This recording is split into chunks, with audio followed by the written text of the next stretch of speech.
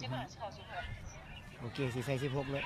หาผู้แก่อินเทอร์เน็ตได้นี่เมื่อยเขามาบ่ได้เขาก็มาบุญแต่กับอินเทอร์เน็ตนี่โอ้แมันบ่หาก็ได้แม่นบ่เออวิดีโออันนั้นให้กันพุ่นแล้วเจ้าให้ใช้บ่แล้วบอกเจ้าให้ใช้ที่เพิ่นใหม่เหรอแก่มาแต่ศูนย์พุ่นจังได๋ทีมยูเวอร์มาเฮ็ดให้แต่โอ้โอ้ข่อยมาบัดนี้โอ้จักแบบ มาเดือนนี้มาได้ก็จักไฟฟ้าจักอินเทอร์เน็ตหยาโอเคโอเคโอเอาขอเคบใจโอเค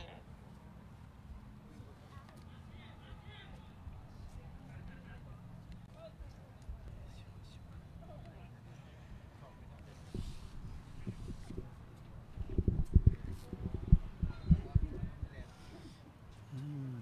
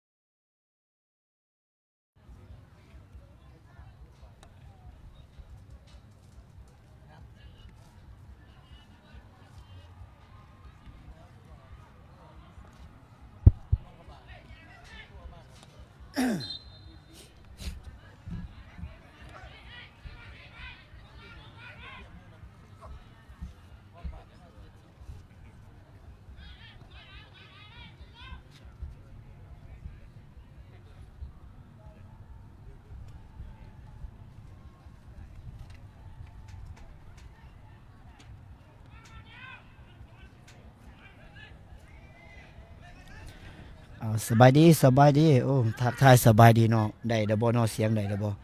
ขอโทษขออภัยอะไรนะเนาะเพราะมันมีปัญหาอยู่คือเก่าเนาะอยู่สนามหลักกีฬาหลัก16เนาะมีปัญหาเรื่องไฟฟ้ากับ อินเทอร์เน็ตเพราะว่าอยู่สนามหลัก16นี่บ่คือบนอื่นหลัก16เนาะบ่มีบอลถ่ายทอดสดเฉพาะนะเสียงได้บ่เนาะบ่มีเสียงได้บ่พวกเฮามาเกียมถาเป็นเกือบ2ชั่วโมงต้องได้เล่นไฟใหม่เนื่องจากว่าเบื้องที่เฮาถ่ายทอดสดนี่มันเพิ่นต้องได้แล่นไฟใหม่เนี่ยดึงไฟมาเนี่ยสองมาเลยเรื่องอินเทอร์เน็ตเนี่ยแต่ว่าตอนนี้กลับเข้ามาได้เนาะลองเทสเสียงเบิ่งภาพเสียงเป็นจังได๋โอเคบ่เนาะมื้อนี้จัดไป3กล่องมื้อนี้จัดไป3กล่องที่ว่าจัดใหญ่ขึ้นเนาะ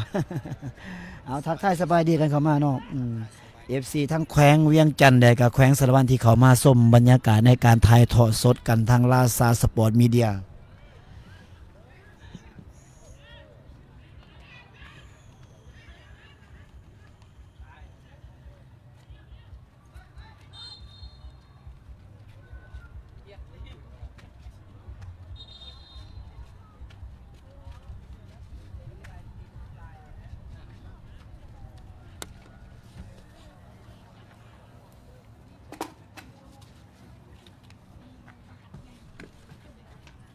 มื้อนี้ที่ว่าเป็นเป็นครูซักซีเนาะระหว่างทางแขวงอ่าเวียงจันทน์ได้กับแขวงสารวันซักซีหมายความว่าต่างทีมต่างกับตกหอบเนาะตกหอบแต่ว่าเป็นศึกแห่งซักซีเนื่องจากว่าต้องการคะแนนต้องการใช้ชนะเพื่อเป็นของขวัญให้พี่น้องชาวแขวงของตนเองฉะนั้นแล้วเกมนี้ก็แน่นอนว่าบ่มีการผ่อนบ่มีการผ่อนผันกันแน่นอนเนาะมาเบิ่งว่าแขวงใดจะสามารถเก็บ3แต้มได้สำหรับมื้อนี้สารวัตรลงแข่งอยู่2สนามเนาะคือทางทีมซ้ายแล้วก็ทีมยิงทีมยิงแข่งอยู่สนามกีฬารักหากองทัพบ่มีคนถ่ายทอดสดเนาะบ่มีคนถ่ายทอดสดมื้อนี้ทางลาซาสปอร์ตมีเดียของเฮามาทำการถ่ายทอดสดอยู่ที่สนามกีฬารักหาโอ้กีฬารัก16เนาะเดือนเนาะสำหรับครูสารวัตรของเฮานี่ก็ยอมรับว่านักกีฬานี่ก็โอ้บาดเจ็บหลายเนาะที่จริงแล้วมีปัญหาตั้งแต่เกมที่2ที่3แต่ช่วงเจอกับน้ำท่าสารวัตรก็เริ่มคนบ่ครบแล้วเนาะตอนเจอน้ำท่าเพราะว่านาที1ใจเชียงควางก็มีบาดเจ็บ2คนนัดเจอกับทางขมวนกับบาดเจ็บเพิ่มไปอีกเนาะบาดเจ็บเพิ่มอีกเป็นตัวหลักหลายคนเนาะที่บาดเจ็บ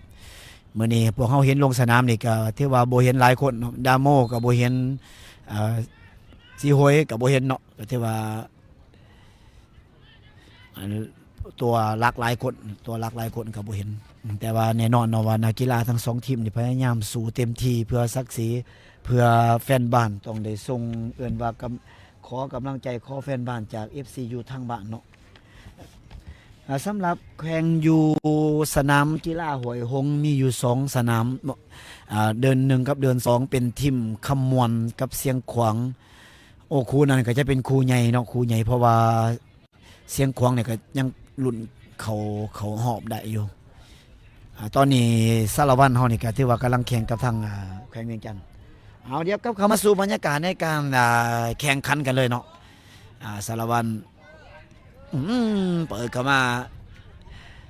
สารวัตรสัตว์ไก่โอ้โหบ้านดังว่านี่บ่ซื้อประตูเอาสบายดีเนาะทักทายสบายดี FC ทั้งแขวงเวียงจันทน์และก็แขวงสารวัตรขอคนละไลค์คนละแชร์เป็นกำลังใจให้ทั้งโคศกอยู่ทั้งสนามอยู่นครหลวงเวียงจันทน์สำหรับการถ่ายทอดสดของพวกเฮาแน่นอนต้องขอบใจทั้งบริษัทหางห้างที่ให้การสุขอยู่อุปถัมภ์กำสู้เจ้าภาพใหญ่ของงานก็เป็นทั้งผลิตภัณฑ์ของบริษัทเบียร์ลาวบ่ว่าจะเป็นหัวเสือสติงดีไว้เป๊ปซี่และก็ทางอินเทอร์เน็ตจากลาวโทรคมก็ถือว่าต้องขอบใจหลายๆเนาะแล้วก็อีกอันนึงก็ต้องขอบใจมาเบิ่งกันจังว่านี่สกโยลงมาสารวัตรยังได้สวนครับจังว่าโอ้โหติดบอกสารวัตรพยายามจี้เอาให้ได้ไว้ที่สุดยังได้บ้านสารวัตรโยนเข้าไปโอ้โหมาสกจังว่านี่บ่มีบุญของสารวัตรแห่งเวียงจันทน์ตีเหยาวขึ้นมาสารวัตรยังเก็บได้อยู่ทั้งแถว2สิงเข้ามา4เดวนกหลอกล่อเดวนกลุดเข้าไปถึงสกัดเวียงจันทน์จะโต้กลับขึ้นมาทางปีกซ้ายเวียงจันทน์โอ้โหไปอะไรเดี๋ยวบ่มีตัวเติม 2-3 คนไปบ่ได้จังว่านี่ต้องเปลี่ยนเกตโอ้โหเปลี่ยนพลาดสารวัตรได้บ้านยังได้บ้านทีโดธนากรแทงยาวให้กับเลวานกลุกเข้าไปได้กอบเกตโตเลวานกจังว่านี่โอ้บ่ได้เสือโอ้เลวานกยังเป็นประตูบ่ได้เนาะเลวานกยังบ่ทันสามารถยิงประตูให้กับเจ้าโตในรายการกีฬาแห่งชาติครั้งที่25ได้เทื่อเนาะไปงามเลยเนาะการจ่ายบานของทางธนากรเด็กกับทางเดวานกก็ถือว่ายิ่งงามกาจะไปทีแถว2แต่ว่าดุดกรอบออกไปเท่านั้นบ้านมันใส่โป่เนาะถ้าว่าใส่ก่อยจะโอเคเลยบ้านใส่โป่ออกไปเอาสำหรับผู้ชมต้องการติดตามข่าวกีฬาอยู่ทางนครหลวงเวียงจันทน์เกม2025อย่าลืมเนาะเข้ามากดไลค์กดติดตามลาซาสปอร์ตมีเดียพวกเราจะติดตามขอบสนามแต่มือวันที่8พุ่นมาจนหอดมือวันที่25-26หอดมือปิดงานกันเลยเนาะพวกเราจะติดขอบสนามอยู่ที่นครหลวงเวียงจันทน์เทว่าอาจจะเป็น2เดียวเนาะจากทางแขวงที่มาประจำการอยู่นี่จนจบเอาบ่ได้แขวงเวียงจันทน์จะขอคืนสิทธิ์ออกไปทางเบื้องขวาแขวงเวียงจันทน์ลุดเข้าได้ขอเกตโตเต็มขอจังว่านี่โอ้หลุดออกไปถือว่าการโตกลับของทางแขวงเวียงจันทน์นี่อันตรายคือกันเนาะการโตกลับของทางแขวงเวียงจันทน์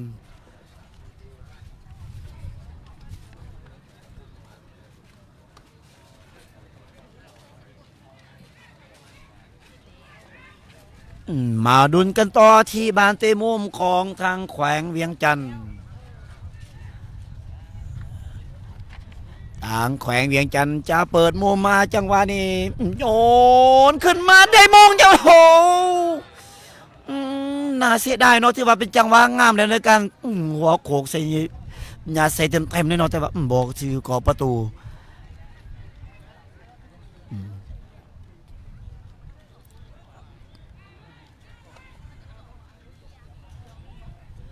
เอาบานยังอยู่ที่สารวัตร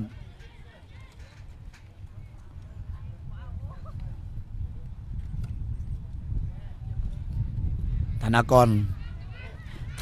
รได้ปานเปลี่ยนแกนขึ้นมาให้ทั้งปีขวาจังหวะนี้เราไม่ได้เจ็ดหลอกล่อสิ่งขอกมาตามสูตรลักกัน1-2โอ้โหมีทุงขึ้นก่อนน่าเสียดายเนาะจังหวะนี้มีทุงขึ้นก่อนถือว่าได้บีบเข้ามาแต่ก็ยังเฮ็ดยังบ่ได้สำหรับสารวัตรตอนนี้เวลากลับไปกว่า25 นาทีไปแล้วสำหรับเวลาอาจจะบ่ตรงเป๊ะหน่อยนึงเพราะว่าเนื่องจากว่าตอนที่เพิ่นเคลียร์บ้านทางพวกเฮายังบ่ทันได้กดถ่ายแต่ว่าก็ขาดเกินบ่ถึง1 นาทีเนาะฉะนั้นก็เป็นเวลาที่พวกเฮาตั้งขึ้นมาเอา บานโยนขึ้นมาเวียงจันทน์นี่การโตกลับนี่ก็อันตรายกันเนาะทั้งปีกว่าเสียการของบานให้กับทางสารวันขึ้นมาแทงขึ้นมาเวียงจันทน์ยาในบ้านใดจังหวะนี้เวียงจันทน์เปลี่ยนออกมาที่หมายเลข10ทางแขวงเวียงจันทน์แทงเข้าไปในหน้ากรอบเขตโทษของสารวัตรทางหมายเลข30โอ้โหน่าจะเหลืองยิงเองมาที่14เต็มคอโอ้ข้ามขั้นไปนาเซตได้เนาะทางหมายเลข14คงสวรรค์เอียนทวงศ์ที่จริงแล้วทั้งแก้วมันนี่สีดาวงศ์นี่นาเพราะว่าอยู่ตามร่วงเดียวกับทั้งโคศกอยู่เลยเนาะมีสองเนาะสามารถยิงได้คือกันมีสองคือกันแต่ว่าแนมเห็นทั้งปูดินไม้เด็ก14คงสวรรค์งามกว่าก็อู้ยโยนไปให้มื้อนี้พวกเฮาใส่3กล่องเนาะในการถ่ายทอดสดแต่ว่ามุมกล่องอาจจะบ่ดีเพราะว่าอยู่สนามกีฬาหลัก16นอกนี่อันนั้นหลายเนาะแคบหลายโอ้อันนั้นน่ะอัศจรรย์ต่ำ บ่ได้มุมสูง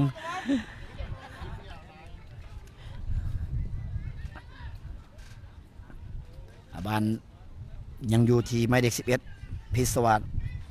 สำหรับผู้เขามาอย่าลืมนอกคนละไลค์คนละแชร์ติดตามไว้นอนลาซาสปอร์ตมีเดียพวกเขาจะอยู่ที่นี่จนจบรายการมือวันที่25-26พูดจนได้กลับบ้าน หอบเครื่องหอบของมาอยู่บ้านนอนเอาสารวัตรได้ลุดเข้าไปในกอบเกโตจังมันเลิกเกินไปน่าเสียดายเนาะเลิกเกินไปเขามือของทางดูราเพ่งวิไลเวียงจันทน์จะตัวกลับมาที่แก้วมานี่แก้วมานี่เสียเป็นบานโยนให้กับทางสารวัตรตัวเอาบานโยนไว้ให้กับทางกีฬเอากลับมาที่ตัวอีกทีหนึ่งเอาไปกีฬาแทงซ้อนให้กับทางธนากรขึ้นทางปีกลัวธนากรตบเข้าไปโอ้นะธนากรตบออกไปลุดหลังออกไปเลยจังหวะนี้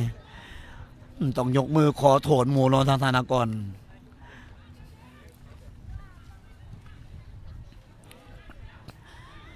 สารวัตรบุกต่อเนื่องแต่ว่ายังเฮ็ดยังบ่ได้จอยังบ่ได้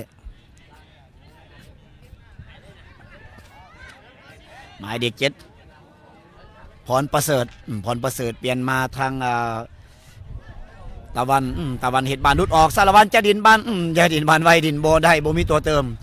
สำหรับการถ่ายทอดสดของพวกเราต้องขอบใจสปอนเซอร์ที่ให้การสนับสนุนลาซาสปอร์ตมีเดียโดยเฉพาะผู้สนับสนุนหลักก็จะเป็นทางบริษัทภูมินก่อสร้างขวทางจำกัดผู้เดียวแล้วก็ทางหานกาแฟแซ่บ NB Coffee อยู่ที่บ้านคันธราเมืองและแขวงสารวัตรขอบใจทางหานป้ายซ้อนมีเดียโอ้โหแทงสดจังหวะโอ้โหเลิกเกินไปขอบใจทั้งหานป้ายซ้อนมีเดียบริการป้ายครบวงจรป้ายไฟป้ายไวนิวหนังสือโน่นต้องการเฮ็ดป้ายปรึกษาเพื่อนเนาะที่ว่ามีบริการงานป้ายครบวงจรขอบใจสหกรณ์สินเชื่อที่เงินฝากประหยัดวันใหม่หรือว่าสงวันใหม่แล้วก็ขอบใจทาง SP ป้ายโฆษณาครบวงจร SP ป้ายแม่นตั้งอยู่บ้านหลัก7นครปักเซแขวงจำปาสักมีบริการป้ายครบวงจรดอกจากนี้ก็จะมีทางบริษัทตัวเจริญการค้าเดินเตะบานพลไผ่อยู่บานพลไผ่เมืองและแขวงสารวัตรเนาะแล้วก็ขอบใจทางบริษัท AB ทวีศัพท์บริการจัดหางานจำกัด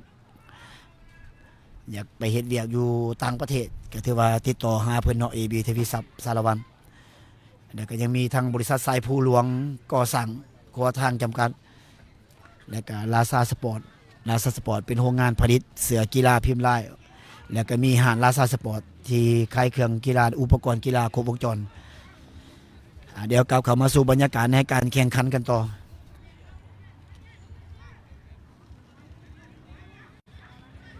FC เพิ่นว่ามีบรรยากาศมีโอกาสแต่ยังเฮ็ดบ่ได้เนาะทางสารวัตรของพวกเฮา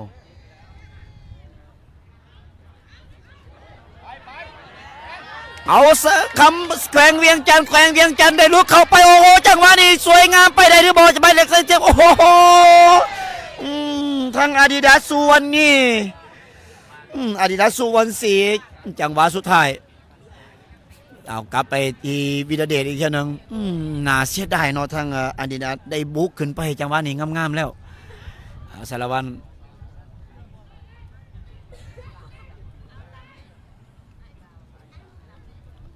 บ้านสอนเพชร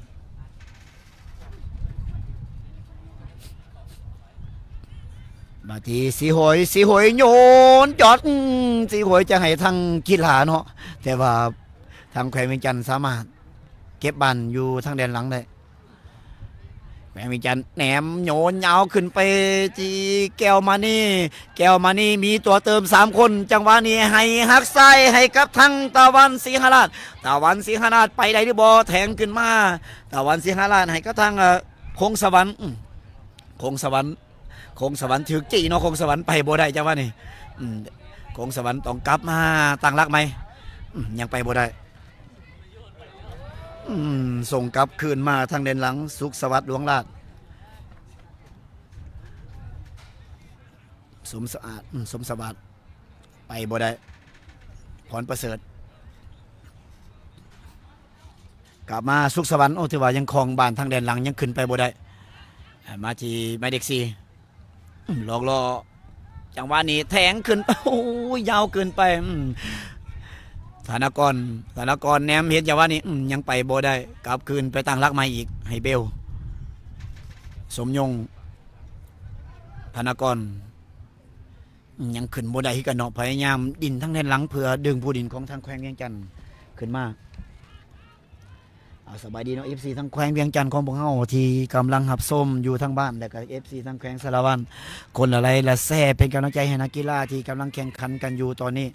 หลังจากจบมื้อนี้มื้ออื่นพวกเฮาก็จะไปถ่ายทอดสดอีกคู่ใหม่เนาะแต่ว่าเบิ่งว่าพวกเฮาจะไปคู่ใดเดี๋ยวพวกเฮาสิลองโหวตกันเบิ่งเนาะว่า FC ทั้งแขวงหลายๆโหวตกันเข้ามา FC ได้ติดตามลาซาสปอร์ตหลายกว่าหมู่พวกเฮาก็จะไปถ่ายให้ FC อยู่ทั้งแขวงนั้นเบิ่งเนาะว่ามื้ออื่นนี่พวกเฮาก็ถือว่าคิววางเพราะว่าสารวัตรนี่ทีมยิ่งนี่มื้อนี้ก็แข่งพร้อมกับทีมซ้ายฉะนั้นคิวก็จะวางมื้ออื่นพวกเฮาก็สิไปเบิ่งว่าแขวงใดมี FC หลายก็สิได้ไปถ่ายให้ทั้ง FC ทั้งนั้นเบิ่งเนาะถ้าไผจื้อไผจำได้ก็ทักทายสบายดีหน่อยเนาะ ทางโกศกเสียงแหบเฮานี่นั่งเฝ้าอยู่ขอบสนามนี่หลายมื้อหลายวันละยังขึ้นบ่ได้ตอนนี้ยังดิ้นเอาความแน่นอนใส่กันก่อนเนาะโยนกลับมาตะวันยังไปบ่ได้ของอยู่ทางแดนหลังสุขสวัสดิ์ไปบ่ได้กลับไปกลับมาอ้าวบัดนี้บ่ต้องขึ้นกันแล้วบัดนี้ แทงเสมอเป็นว่า2ทีมนี่เอาเสมอกัน ดินพรนะพรกำลังใส่กันก่อนเนาะเราบ่ฟาวบุกหลายมาเบิ่งว่าไผสิแห้งดีกว่ากันเบิ่งในครึ่งเวลาที่2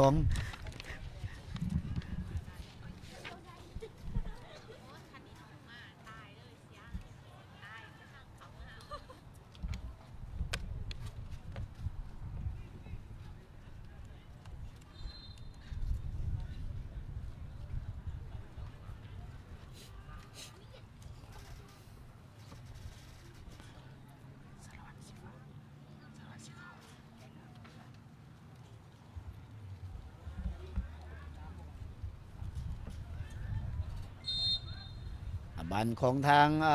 แขวงเวียงจันทร์เปิดบ้านบ่ดีจังว่านี่ยังเก็บบ้านได้อยู่ทางแดนกลางกรรมการให้เป็นบ้านฟรีคิกของทางแขวงเวียงจันทร์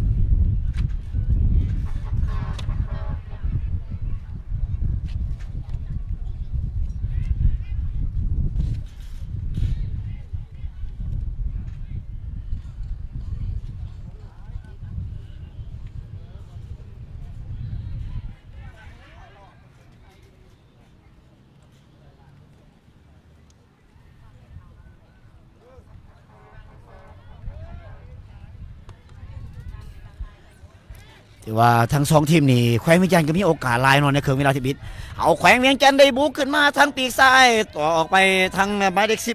10แก้วมานี่เสียบานเป็นบานโยนของทางสารวัตรที่ว่าเสียบานง่ายเองเนาะทางแก้วมานี่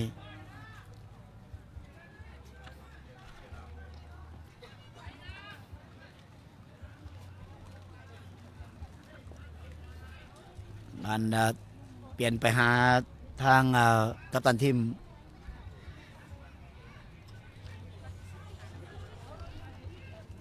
สมยงเป็นบานฟรีคิกของทางแขวงสารวัตร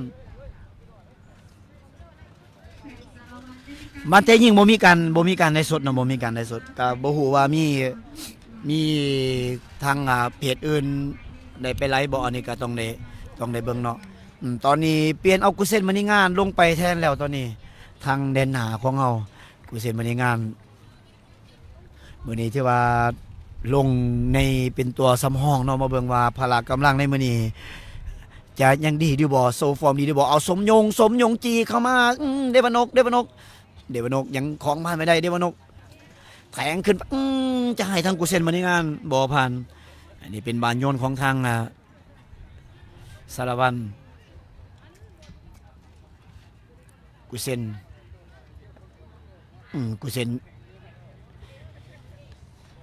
สามารถเอิ้นเป็นบานเตะมุมได้ของทางสารวัน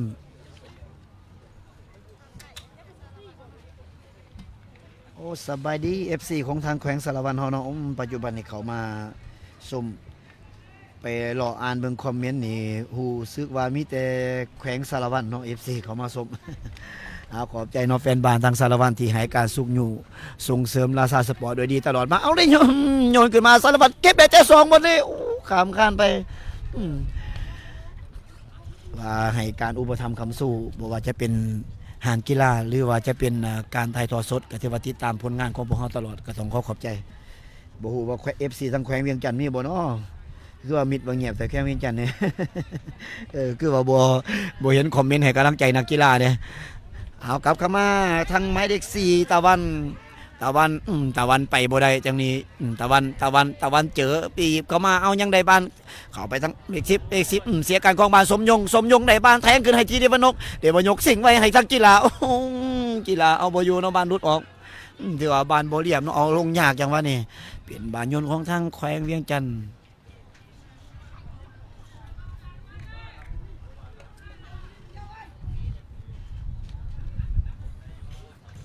เอากลับคืนมาตั้งรักเปลี่ยนไปหาทางดูแล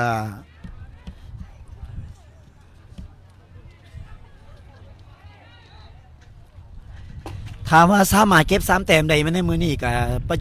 ก็จะเป็น6 คะแนนเนาะในการนี้ก็ถือว่าเป็นผลงานที่ดีสมควรของทางแขวงสารวัน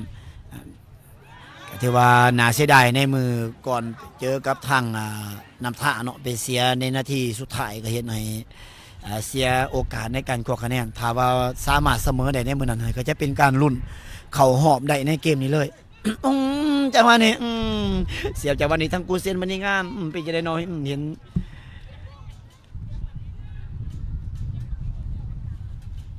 มีอาการบาดเจ็บเดบอลนอนทั้งกูเซียนมันนี่งามต้องเอินแพทย์สนามเขาไปเบิ่ง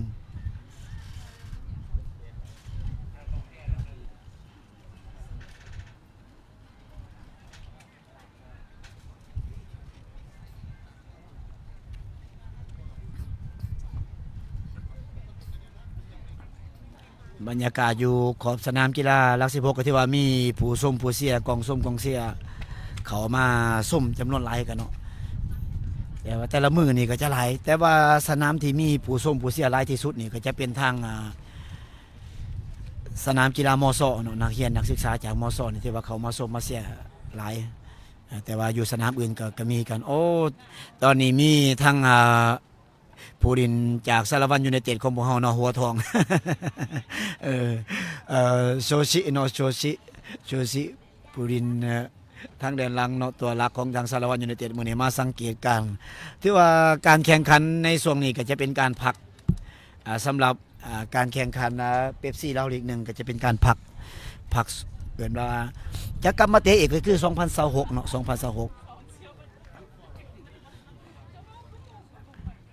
มาสมมาเสียอยู่สนามนี่ก็ต้องระมัดระวังอันนึงเนาะเพิ่นว่าอย่ามาผิดครูเด้อเพิ่นว่า ตาเบาตากล้องนี่ซูมดีแต่เบาตากล้องนี่ตุ๊มาลุ้นกันต่อที่จังหวะฟรีคิก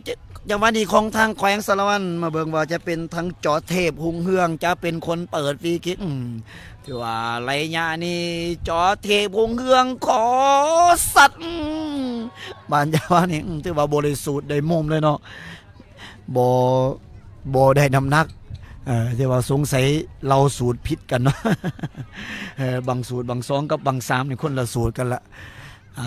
บ้านยังอยู่ที่แขวงเวียงจันทน์แขวงเวียงจันทน์โยนเหยาวเปลี่ยนเบื้องมาทางตะวันตะวันตะวันตะวันจีขึ้นมาทั้งปีกซ้ายให้ทั้งหมายเลข14คงสวรรค์คงสวรรค์เอาบานไปได้คงสวรรค์หลอกล่อคนละพันจีเข้าไปจีเข้าไปเข้าไปทางแดนกลางโอ้โหยังได้บานหลากบานยาวเกินไปเนาะทางคงสวรรค์จากที่จะได้เปรียบเนาะลากเข้ามาทางแดนกลางเป็นเสียเปรียบเป็นเสียการครองบ้านนะครับทางสารวัตรจะเป็นสมยงเดียวบอกสมยงนี่ก็เป็นลูกหลานสารวัตรเขาเองเนาะที่ว่ามีผลงานในการดิ่นอยู่ในสารวัตรนี่หลายเลยเปิดว่าหลายสมัยเลยเพิ่นเอาแทงขึ้นไปให้กับธนากรโอ้โหธนากรสามารถเป็นบานฟาวได้เนาะธนากร กรรมการให้เป็นบานฟาวเป็นฟรีคิกของทางแขวงสารวัตร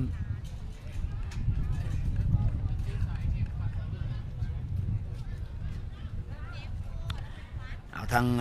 ดูดาเพียงวิไลนี่โอ้โหสั่งการเลยตอนนี้ต้องขออภัยเนาะตอนนี้มีฝนตกแล้วตอนนี้มีฝนหย่อยแล้วทางทีมงานเดี๋ยวสิได้เกี่ย โอ้ยกำลังถ่ายมวนเนาะกำลังถ่ายมวนเอาแป๊บหนึ่งเดี๋ยวเบิ่งลุงนี่ก่อนตอนนี้เริ่มมีฝนมาแล้วเนาะเริ่มมีฝนมาแล้วทางทีมงานเขาบางครั้งสิได้หอบเครื่องบางครั้งก็สิได้ปิดถ่ายทอดสดด้วยกันเนาะถ้าว่าฝนตกแห้งอันนี้แจ้งไว้ให้ทราบก่อนเนาะตอนนี้เบิ่งลมเบิ่งยังมาพุ่นเนาะโอ้โหทางทีมงานเขาเริ่มใหญ่แล้วใหญ่เครื่องแล้วเอาเบิ่งฟรีคิกจังหวะนี้ของทางสารวัตรโยนเข้าไปโอ้โหยังบอกมองเขาไปทางมือของทางโดล่าจะโตกับ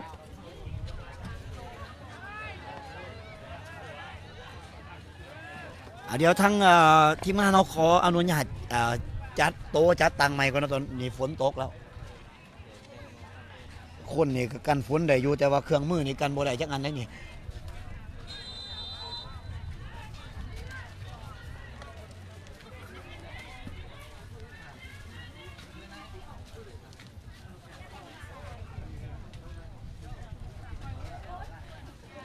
ไปงานข่าวหารักษาสปอร์ตกัน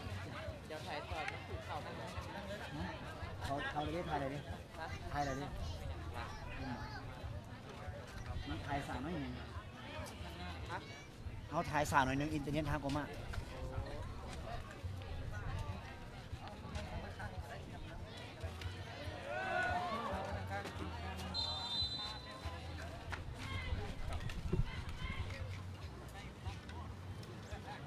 ย่อโต๊ะเขากันนะอันนี้เนี่ยคือจะไม่มีเลย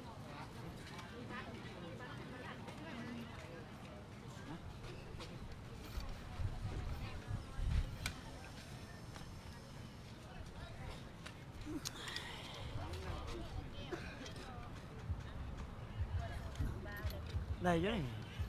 เขาโต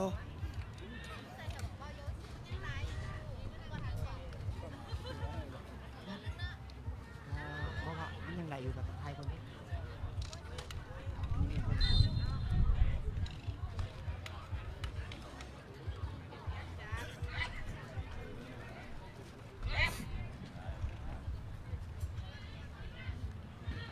โอ้สบายดีเพิ่นว่าทางสารวัตรฝนตกเนาะอยู่ทางเวียงจันทน์นี่ยังบ่ตกจักมื้อเนาะแต่ว่ามีแต่คูเลยอยู่เบิ่งบ่ตอนนี้เทวดาสิเอาแท้หรือเอาจริงบ่ เริ่มคึมเริ่มยังมาแล้วแต่ว่า